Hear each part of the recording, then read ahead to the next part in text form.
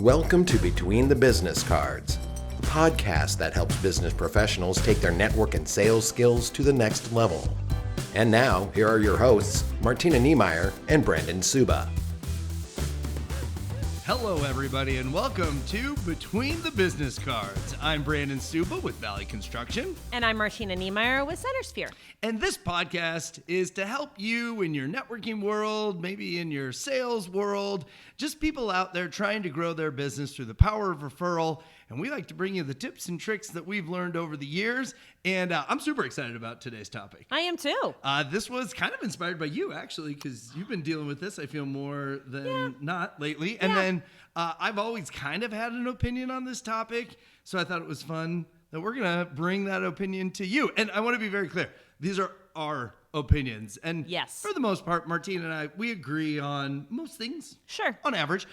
So feel free to blow up the comments on what you think about this, because we would love to know. And if enough people say enough stuff, we'll probably do another show on it just to say how different people feel about our opinion. So you want to introduce the topic? I always introduce the topic. Sure. Let's do it. We're going to talk about business cards. And when we talk about business cards, it's not just whether or not you should have them, but what kind of business cards, because we are living in an age where there's a lot of options. And obviously with a lot of options comes a lot of opinions, which you were kind of talking about there. And then there's the systems and processes that we build around what we're getting from other people and how that all works. And so, we're going to talk digital versus physical business cards today. Yeah. Now, we plan on doing other shows about kind of the more processes and stuff that you talked about. Today, what we want to touch on is kind of the pros and cons that we have seen or experienced on these two different types of cards. So let's start with where I think our age kind of affects us a little bit on this one. Are you going to get mad? Is it because we're old? Yeah, kind of. Yeah, a little bit. We're really not that old. No, but and we did not use ChatGPT for this, but if we did, we'd probably tell you. All right, so digital cards. Most common experience I've had with these is there's two. One, they can text you the card, or two, you can even tap. And I have, you can go to the YouTube page if you want to see it, but I have a bracelet and you can tap with a phone and it gives you a prayer. So it's not a business card, but you can do the exact same thing with business cards. Sure. And then it gives you the digital card. Mm-hmm. Have you experienced any other? There's physical cards as well. There's like a button on the back of phones. They have a lot of different things. They're trying to make it very easy for you to always have it on you, which is actually one of the pros that we talk about. Correct. These are always on you. It's hard to forget them, because how often do you walk into any event, any stage of your life really, without your phone? And a lot of them are attached to or in conjunction with your phone. And so you always have these things on you. And you're not going to forget them, right? For the most part. There's obviously maybe a random day that just went wonky, but for the most part, you're going to have these things on you, and you're going to be ready to, exchange information in that format in more of a digital way. Okay, so a pro, it's on your phone. Yeah. Another pro is they're less expensive, aka I don't think unless you invest in like the card or the button or something, there's really no investment on there. I know for me, and as much as I'm going to bash digital cards, I kind of have one. Well, what I did is I made my own contact as myself, Brandon J. Suba, in my phone, and I can text that to people if I don't have the information. So I did not invest into any of the apps or anything like that. Mm-hmm.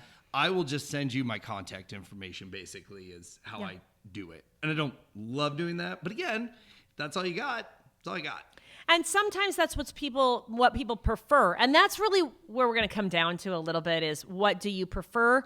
What does the person that you're working with prefer? And you kind of have to find a happy medium on that to make sure it's working for both sides of, the relationship building that you're doing. The less expensive piece. Now, we have not necessarily gone in and looked at all of it and analyzed this card does this and this piece is this and this is how much these subscription plans are. In general, we are figuring it probably is a little cheaper to do the digital, because it is something that you could create, like Brandon has said, a free version necessarily, or you could have something that has maybe a low monthly subscription fee or something like that. But exactly the comparables on, well, you order 1,000 business cards and it costs this much and all that. We did not do. No. So we can't speak to that in a hard way. We're just like assuming. I guess we could have used ChatGPT. We could. Comment if you took the time to do it. And then the last pro, my favorite one, is they're always ready and you never run out. Because I know I have run out of business cards at events. It's always the one that you're like, oh, I'm probably not even going to stay that long. I'm just going to take a couple cards. And then you meet 5 amazing connections and you only brought 2 cards. Or if you go to a chapter or something and everybody says, hey, we want your card. You have that. You may not have enough for the whole group. So with the digital, you've got it limited. Well, and I just saw one of the cons we put on something else could be a pro for the digital. If you have a change you make, if you have a title in, or maybe it's a phone number or your email address changes or whatever that happens to look like, a rebrand happens, all of that. It's pretty easy to change those things because you just go in and edit what you need to edit. That's right. Okay, so let's talk about the cons on the digital side. So you said it a little earlier, it's the other person's preference is a big piece of this. Sure. My biggest struggle with digital cards is, for the most part, what I've experienced is it takes you to a link. And I close my tabs out quite a bit, I find. And if you close the tab out, then they're gone. And then I've even tried to make it a new practice where I save it into my phone. But I'll be honest with you, I don't always remember people's names. Yeah. And so if I saved a Josh in my phone, I might have multiple Joshes and I can't even narrow it down to the one that I actually need to contact. So that's my struggle. For my preference, I don't want it to be a link, or you've even said a text, just because if I'm at an event, I'm moving, grooving, I'm on to the next thing. I'm not going to remember to save that, or I'm not going to keep that tab open. And then I lose the information. Yeah, and I would say the falling through the cracks piece is a big piece that is a con for me. Is I use them as a way to follow up, as a way for me to remember a conversation that I had, for me to, know, oh, that's right, I met Brandon and I needed to, contact him about whatever it might be. And if I don't have it, if it's just this thing in my phone, I've had a couple of them. People are like, oh, I just share it and it saves it as a contact in your phone. That's great if I had a phone that was only business, but I happen to use my phone for both business and personal, and there's probably a whole episode on that we could do, to be honest, but I just didn't want to keep track of more than one thing. And so when they go into my contacts, they're literally going into my personal world of contacts too. And so now it's just so much to filter through, and it's just another contact. It doesn't tell me anywhere that it added it. Right. And so I lose it. It's gone. So no physical reminders, kind of using those cards as the helpful. And I do that too. I put it in my wallet and then I'll clean out my wallet and I'll have 3 cards and then I'll leave it on my desk. And right now, my wife and I are sharing an office currently, so she gets pretty mad about it, but she'll be back in the office pretty soon. Her own office, so it's fine. But yes, the physical reminder is a big piece that you don't get, and then it gets lost within your phone. Sure. And then like you said, that's just kind of falling through the cracks. It can. On the follow-up. On the follow-up. Yeah. All right, well, let's talk about the classic, the actual physical card. Yes. Can't tell. I think this is our preference. I do prefer this one, and I can give you a host of reasons why, and we'll talk about some of them. But I love that reminder piece. Mm-hmm. We were just talking about that. That's a big pro for me when it comes to the physical business cards. I will make notes on them for people, which Brandon just told me as we were talking about this. In some countries, that is very insulting. So make sure that if you choose to adopt this habit, you are not insulting people while doing it. To be clear, these were international conferences, and I just kind of got a rundown from somebody. In America, you should be absolutely okay, but there are some cultures that is one of the biggest insults in a business is to write on their business card, which I found interesting because I do that. I write on business cards. Yeah. I'll write who I need to connect them with, or what my follow-up might be, or what the conversation was that we had very quickly, so that it just jumpstarts my mind a little bit, because we do a lot of networking. And we talked about, there's times that we can go to several networking events in 1 week. And so when you are doing that and you are with that many people, there's a lot of different conversations that you had, a lot of follow-up that you want to have, because it would be valuable for that person and yourself and the relationship that you're developing, and then you don't remember what you talked about. Nope. So I do write on them, and they are a really helpful reminder to me. We actually talked about like strategy of like 2 pockets, and I have like one pocket that has my business cards in them, and then I have one pocket that I'm like collecting. And that way I can just know that the right pocket of my pants has all of these, business cards that I need to follow up with. And I do. I have a spot on my desk like you were talking about and stuff like that. Yep. Liz actually got me a business card holder. Oh, nice. It's cute, but then I don't know how to alphabetize it. Because if I go by name, I can't remember the name. And if I go by business, I won't remember who it. I'm working on it. Not in this episode. Okay, something else that Martina pointed out is there's something to be said about exchanging a tangible item. Yeah. I don't know. I think it's a good exchange. I think it's a classic exchange in business to physically hand somebody a card. And again, we're not super old, but we've been in business for a while. Sure. And I think that's a wonderful habit to have. Yes, you exchange business cards when you reach a certain level of credibility or visibility, whichever one you pick on that, where it just doesn't happen with the phone. It's kind of just like, tap. Yeah. And I guess that it almost feels like a piece gets missed. Yes. And then I don't remember as well, and I don't follow up the same way, or I think about it later on and wonder how to get back to that information. The tangible item is just, I don't know, there's something about it. I would agree. And then the last one is, you can't put a digital card in for drawings. You need a real card. And I love when there's always areas you can write your name and information on. Mm-hmm. I've had to draw cards multiple times. I'm feeling, not on purpose, but I'm definitely feeling for like a card when I do the drawings. I want to pull out a card. Sure. So I think sometimes, and again, if you're just going to events for drawings, you might want to reevaluate why you're networking, but it is nice to just have a card you drop, you move on. Plus, if you fill out the information on a sheet of paper, there's only so much information you put on there. Mm-hmm. Because, surprise, the people hosting usually use those business cards as a source of connecting, contacts, whatever that looks like. You don't always give all your information, like your address and stuff, if you just write it on there. Well, and then you are also relying on the fact that maybe everybody has legible handwriting. I don't. And so this is only coming from a person who's had to read the sign-in sheets. Yeah, I never thought of that. And so if you like to just kind of put your signature down, it's always beneficial to have a card that somebody's looking at, because it's normally printed pretty clearly. Unless, have you ever seen a black ink on a black card? I have. That's fun. It was not in Nebraska. It was in a different state, but it was. And they said it really stood out. I'm like, yeah, but you can't read it. But nobody knows who you are. You had to hold Which doesn't mean that it's effective. No, I would agree with that. Okay, anyways. Cons.